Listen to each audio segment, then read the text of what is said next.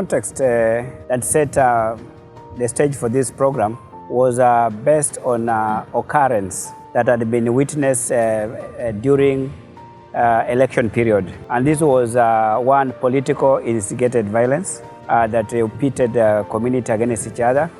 There was exclusivity, majorly among youth, women in the process. And lastly, there was also some exclusion of PWDs in decision-making processes in the county.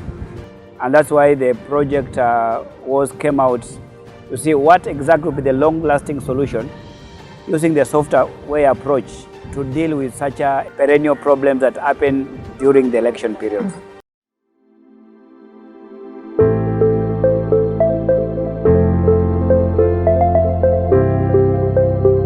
KECOSCE was one of the organizations that received funding from USAID through ACT and through this ECCESS program, which targeted mainly on achieving 3-level outcomes, which are very big outcome for ECCESS program. One of them was to enhance citizen participation and governance processes. Secondly was also to entrench the inclusion of marginalized communities, more specific special interest group that includes youth, women and PWD.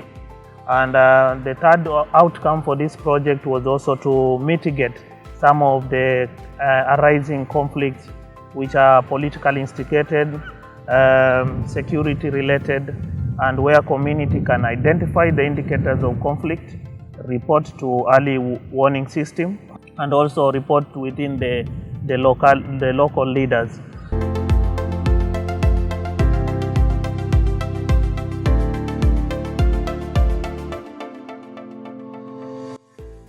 One of those signature activities that we conducted was some of the training which are geared to support with education and awareness, that is building capacity of special interest group including PWDs, with a keen eye of giving them the level of advocacy, raising the level of understanding so that they can propel the will and follow up to some of the issues that they want to follow.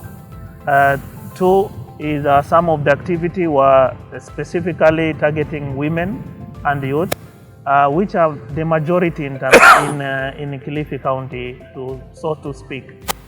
So we were targeting on them on issues of peace building, but more also bringing the awareness to follow up on their civic duties. That is to follow up on the public participation, for instance, for them to participate in leadership and governance processes. And we wanted women and youth to take their spaces in this leadership space within Kilifi County. And lastly, one of those signature activities were also dialogue, where we were bringing this duty bearer and including elected leaders to sit in a platform with the communities. One of the issues for them is the community to help the elected leader to understand their priorities issues, so that within their spaces of leadership, they can prioritize either to lobby, either to speak in their county assembly, either to bring goodwill to those priorities that community wants them to be handled with. So this key activity are the mother of many outcomes and results that we have witnessed a change in Kilifi County.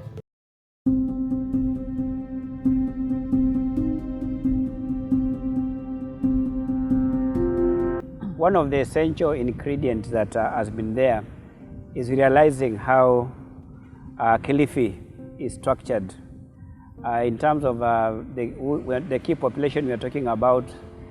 For example, the understanding that one is the right. Kilifi, according to the census 2019, that we had 21,000 PWDs. So one of the essential ingredients was to map out that if we want to target these people, we have to map up the right people. And number two, another great essential is the realization that the county government played a very big role. It's actually the custodian of the processes And when people went to do the election, they act to actually rely or put trust in these people.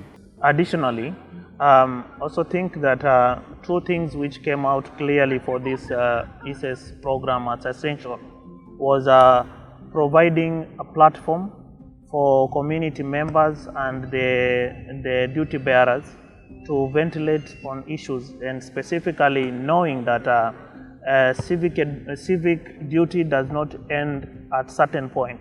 One of the things that ECCESS program has gifted the people of Kilifi County was to give them the platform to continue beyond elections, to continue following up on the promises by the leaders, and also to participate in their own resources that have been devolved within their in the county level.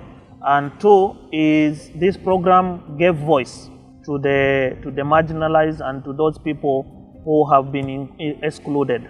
We have seen even in the local Nyumba Kumi and peace structures, PWDs and leaders restructuring those committees to include PWDs. But it wasn't there at first. But ECCESS has come to break the barriers of exclusion and allow people to accept that these are part of our community members and they should sit within the tables of decisions.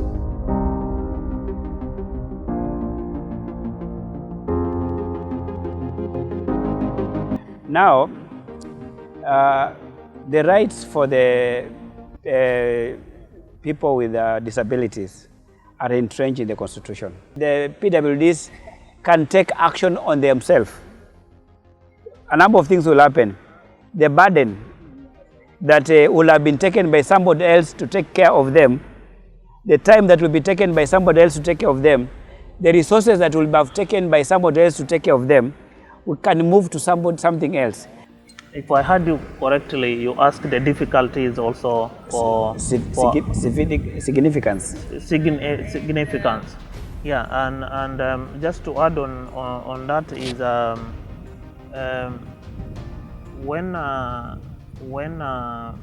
PWD or a minority first starts to understand his rights, it becomes the first step of upholding his own rights. The second thing is the duty bearers, for them understanding their role and their space in upholding, for instance, someone's right. It comes with a challenge, especially when the gaps are when people do not understand what, for instance, PWDs require.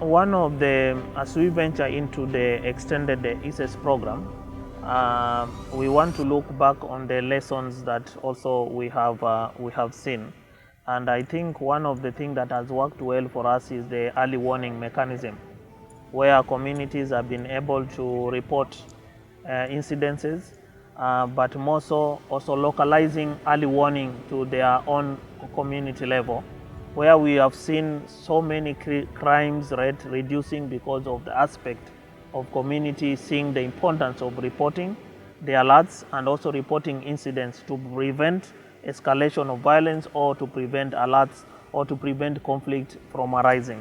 The arrangement that we have had where the community can have a dialogue with their own elected leader at free will and discussing and saying this is a priority, this is something that is not within your mandate, but you can network with others to bring this. It has helped to shape the opinion and the attitude and the lenses to which these elected leaders can see within their localities. And we have seen changes through those attitude change within their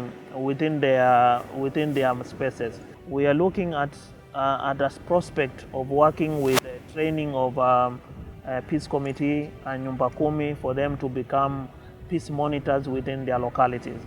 And we're looking at the extended program. How can we bring other on board? Moving forward, we would like to have these lessons also shared with the other CSOs so that we can now walk together the journey. And then we will also want to see how the champions that have worked in these sessions that we've had, how can they enhance the skills? Take what KECOSCE is doing, but again help this community to, like the community local organizations, pick up, we call them CLOs, pick up what we are doing. And not forgetting that we are in Shakahola season. And one of the great things that noticed, and everybody say that there was no communication, there was no sharing of information. As my brother said very well, that not only having people to come as peace monitors, but having the structures that are already there be transformed or be empowered as peace monitors can also engage and help. We want also to use the same structures as communication agents. We are in a scenario where people have to speak to the peace monitors and pass a message of something want to happen badly. But now we are looking at a scenario where the peace monitors can be speaking to the community. That there's a project coming, there's an opportunity there. By doing this, we'll increase the access to services by many people. So at that level, that whatever succeeded here, we can even help to contextualize the same in different areas in the country, if not in East Africa.